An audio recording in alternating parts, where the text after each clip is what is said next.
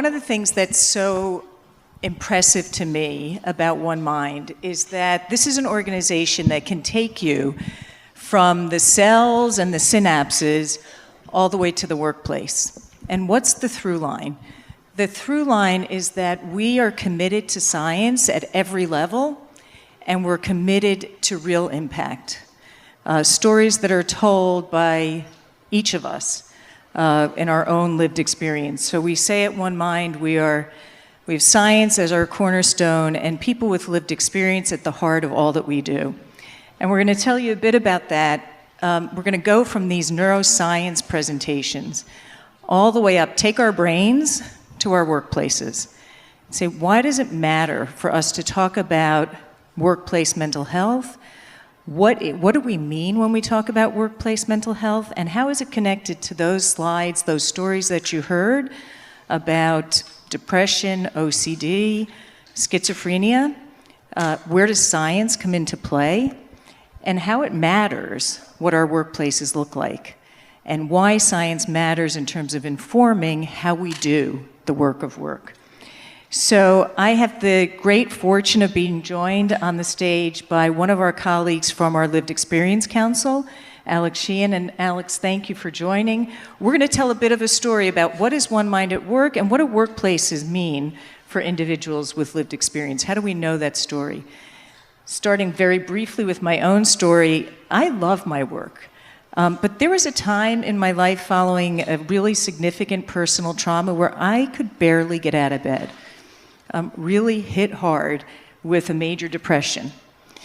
And there were key people in my family who helped me climb to a state of recovery.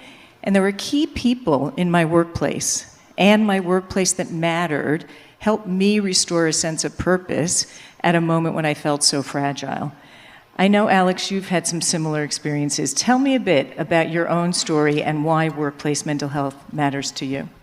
Yeah, so for those who don't know me, I'm an esteemed member of the One Mind Lived Experience Council, and kind of similar to your story, mental health in the workplace is probably one of the most pivotal things that I take seriously in my own journey with mental health and my own recovery through major depressive disorder, anxiety, and also living with autism and ADHD.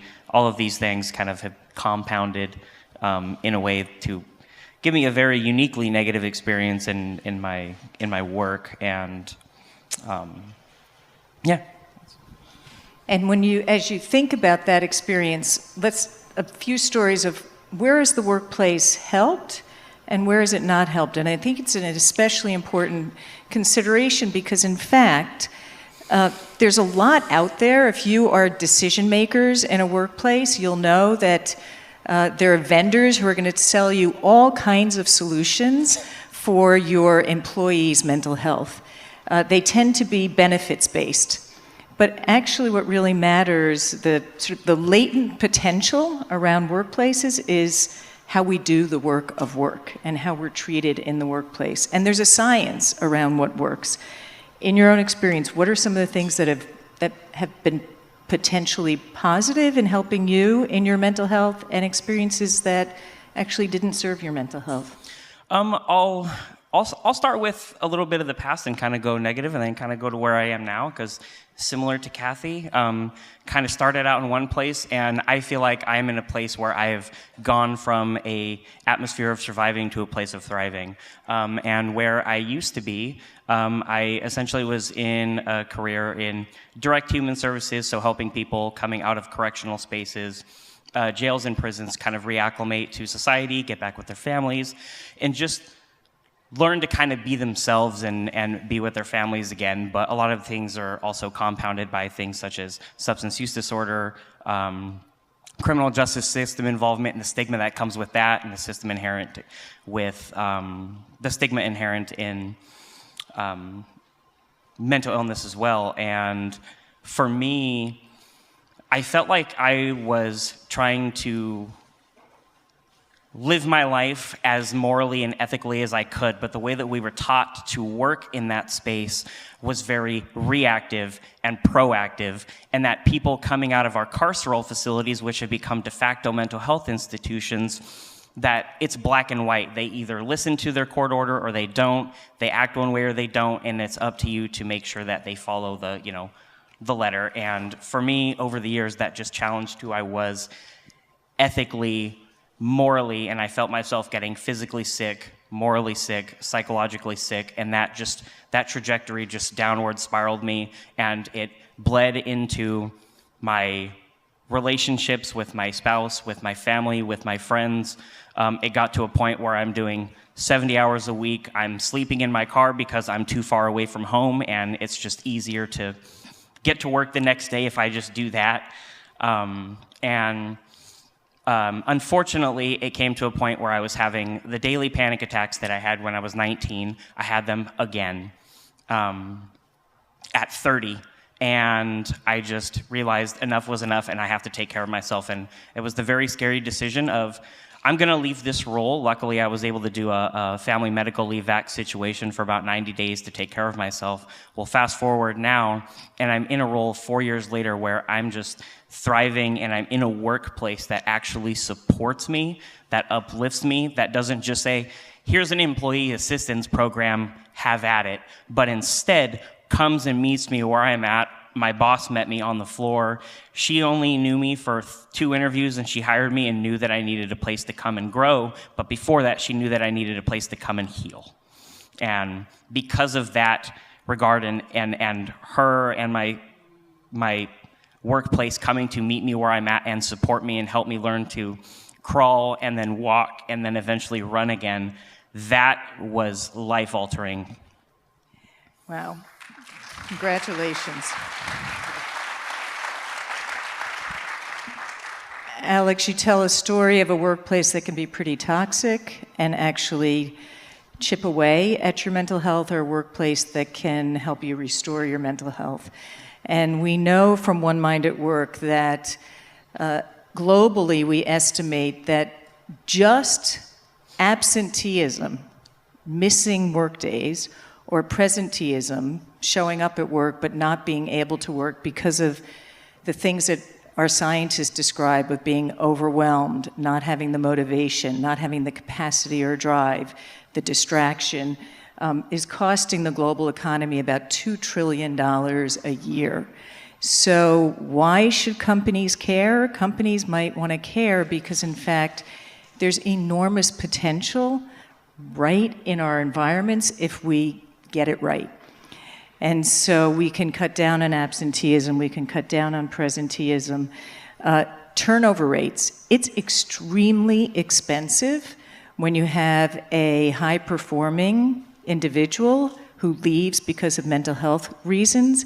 It's one of the leading causes of people leaving a job early, untreated mental health conditions in a workplace that's not responding constructively. So there's a real opportunity for companies and workplaces to make a difference. Key members of the workplace are leaders, right? The leaders and managers. People accept a job and they quit their manager, right? Often, people quit because they don't feel understood, they don't feel cared for by their manager. And at the same time, managers are being asked to do all kinds of things that they were never trained to do. So I'm wondering if you can comment on that, Alex, in terms of, from your perspective, what would help? What are the key things that have mattered in terms of leadership and managers in your own journey? And what can we be thinking about in terms of the support, the guidance that we give to our One Mind at Work member companies that will really make a difference? So for me, and many dialogues with friends that have been in, and colleagues that have been in similar situations, just a few things, and I feel like they are the simplest things in the world. For me, all I needed, the only thing that I felt like I needed in order to go from a place where I was reactive and hypervigilant all the time to a place where my body can actually learn to relax. Because it got to a point where I had to reteach my body how to not be in a hyperactive, hypervigilant state. operating on 3 hours of sleep over numerous years, and that took a lot of cognitive and physical reframing, and things that I've learned that from examples from my own bosses, supervisors, organizationally, is that show up. And what I mean by show up is my old boss who retired recently. She came, and when I say she met me where I was at, I mean she met me where I was at. She would pull me aside and allow me more time with her just because she knew that I was in this place where I needed to heal. She saw something in me that I did not see in myself. There's damaged goods, and then there was shattered goods, and I was beyond that, I felt like. And somehow she knew just the right way to help me not only pick up the pieces, but kind of put them together. Again, not quite the same, but into something better, a better looking puzzle, because again, she saw something in me that I didn't see in myself, or stopped seeing in myself, because I just felt like I was browbeaten and, I was a number for a very long time. And so showing up, meeting us where we're at, and I feel like the biggest thing is that support. Even though she was one of the busiest people in the agency prior to her retirement, I always knew she was right there. Even if it was just a text away, if it was a Teams message away, she was right there. And I never had that. I was alone for 10 years in a job, again, that made me morally, ethically, physically, mentally, and psychologically sick and exasperated. And just knowing she was right there, kind of like my own little Jiminy Cricket, really, I think is a good way to describe it. I've actually never connected those dots. She was my own little Jiminy, and she was for everybody else that she worked with. Peers, people above her, people below her, people on the side. And that right there is the biggest thing. Give us the tools, but also give us the resources and the support to be able to thrive and do the work. We want to do the work. I love my job now. I want to do the work. I want to keep doing the work. And that's how you do it, is you meet us where we're at, you show us you care, and just, you be our Jiminy. You be our Jiminy. Wonderful. Thank you. The work that we do at One Mind at Work, we've got about 150 member and affiliate organizations who are committed to this work, who understand that as an organization there's an enormous opportunity and potential not only to take care of the individuals who are part of our workplaces, but also taking care of our individuals means taking care of our teams and taking care of the bottom line of an organization. The data from One Mind at Work are very clear that there's value on investing in our workforce and the mental health of the individuals, because it produces more productive teams, which produces better performance, higher performing organizations. So when we pay attention to mental health, when we take time to get it right from the start, we all win. And I want to thank Alex for sharing his insights. I want to invite anyone who is a decision maker in your organization to join us at One Mind at Work.